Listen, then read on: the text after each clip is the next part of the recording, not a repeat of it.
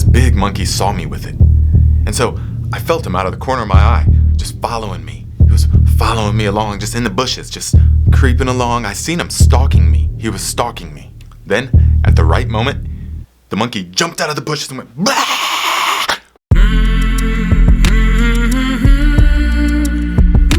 So, I've been in Sri Lanka about a week now, and I'm in a state of what is called culture shock. It's a state of such maximum sensory overload like I had never experienced before. New sights, new sounds, new smells, new people, new language, new animals, new plants, new climate, new everything. Everything is new, all at once. And it all comes at you right now, right here. And the reason I'm addressing it straight away is because it is the first thing you will have to deal with when you begin traveling. See, the pictures don't show this part of it. And so it doesn't matter how many books you read or how mentally prepared you think you are for it. Until you are there, in the experience, you will underestimate how powerful this really is. In your first week or two in a place, you will be dealing with this culture shock. So let me describe what culture shock is.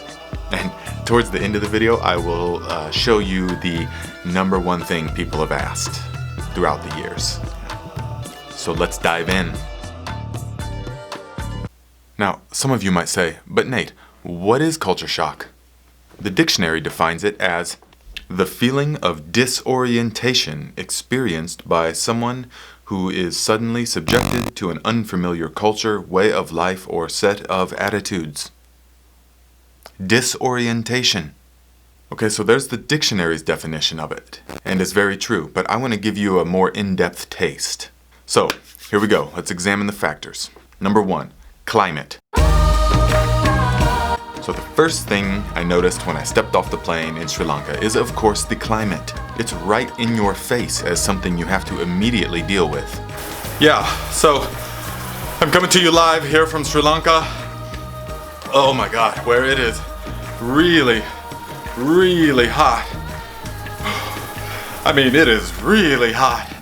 Right out of the gate, the body is going to be put under this type of stress trying to acclimate to the extreme heat and humidity. Yeah, so it's gonna take some getting used to here. So, signing out from Sri Lanka. It's everywhere, all the time. There's no escaping it, day and night.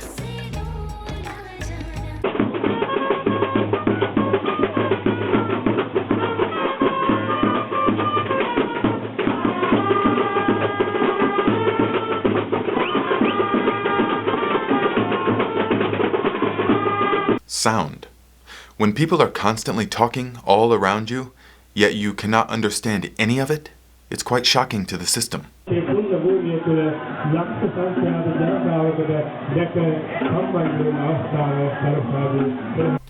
We are so accustomed to communicating with our words that if we can't use our words, we feel like we can't communicate at all. At first, it is definitely a shock. You're hearing all this noise, all these people speaking, but nothing makes sense. There's all these people trying to talk to you, but you don't understand a word, and they don't understand what you're saying.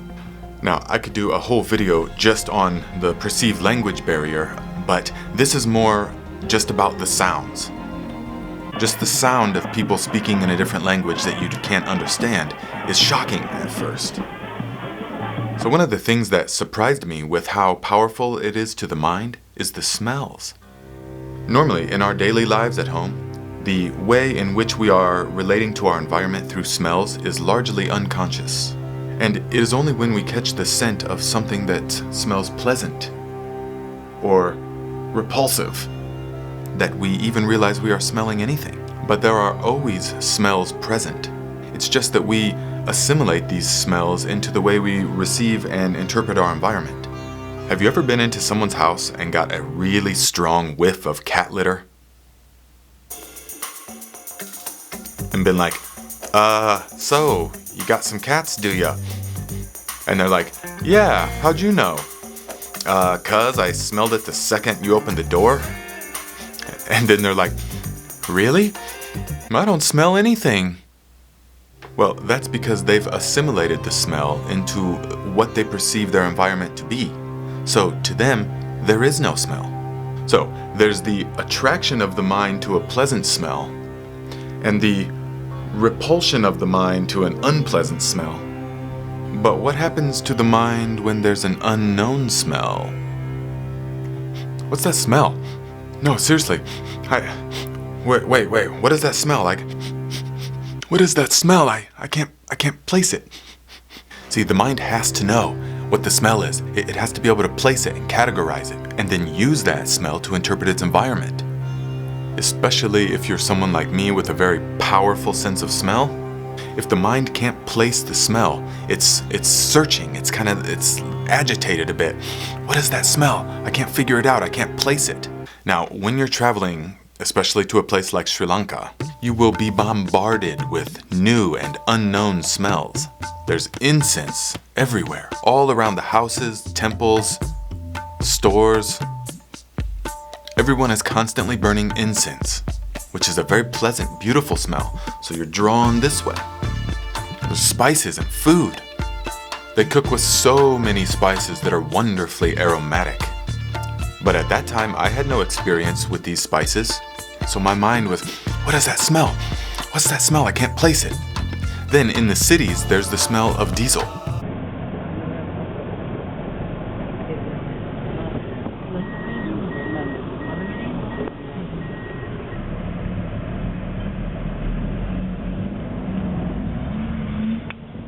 The cities in any Asian country all have this sort of blanket of diesel exhaust. And also the flowers, especially in a place like Sri Lanka that is literally a tropical rainforest. There's new and unknown floral scents that I was smelling everywhere. What is that smell? What is that smell? Positive, negative, didn't matter. What is it? So the mind is perpetually being pulled into this state of, what's that smell? So it creates this kind of agitation in the mind. You see, growing up in a culture that doesn't have monkeys, we're not accustomed to living with them.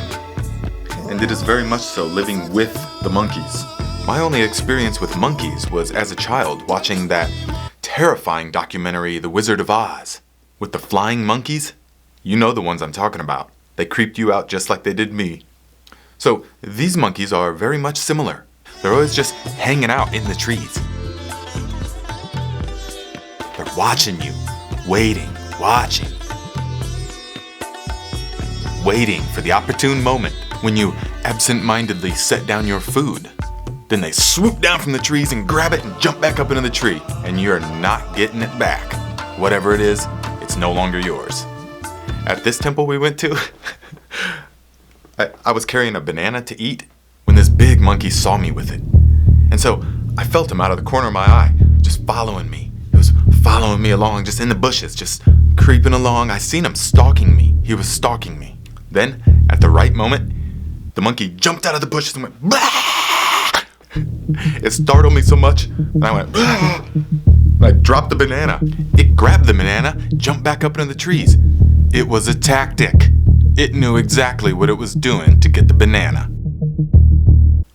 These monkeys are irritatingly clever. Look at this one. They know how to turn on faucets to get a drink of water, but they never turn them off. But they are so human-like that it's almost like having hundreds of 5-year-old children that are wickedly agile. Just jumping around the trees and yelling, shaking branches, stealing all your stuff. At this one temple, instead of waiting for the monkey to steal it from me, I just gave him something. And their face and their eyes are so human-like that I was like almost offended when it didn't say thank you. Or at least bow or something. Now let me begin by saying that the food in Sri Lanka is my favorite of anywhere in the world. To this day, it's my favorite world cuisine. But at the time, upon first exposure to it, my system was in a state of complete shock. The spices they use are not something I'd ever been exposed to. And the chilies. The food in Sri Lanka is very spicy. And to them who have grown up eating this way, they equate flavor with spice, with heat. So the hotter it is, the more flavorful it is.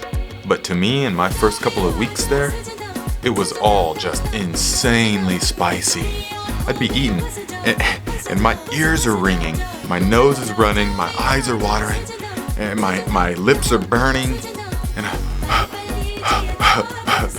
and everyone's staring at me to see how I like their cooking. So and also something I did not expect was that they eat with their hands. Now this really takes a lot of getting used to. At first, as an American, it feels like you're just playing with the food, like you're just dropping it all over the place. That's why in Sri Lanka, you'll see I had to clean shave all the time. I was getting stuff all over my face. It was all dropping down my beard and my lips, and just so I had to shave. Think about that. In American culture, our whole lives we eat with utensils. We might eat a sandwich with our hands, but never a rice and curry. So we see here, even the way you feed yourself is totally different. That's a shock. So, as promised, the number one thing that takes the most getting used to.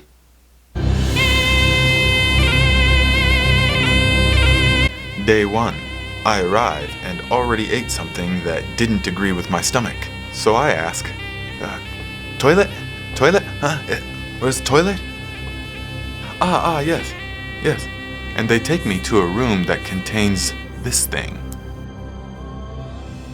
He smiles and leaves. So, I had read about these things, but not until I had to use one for the first time did it really sink in. How do I use this thing?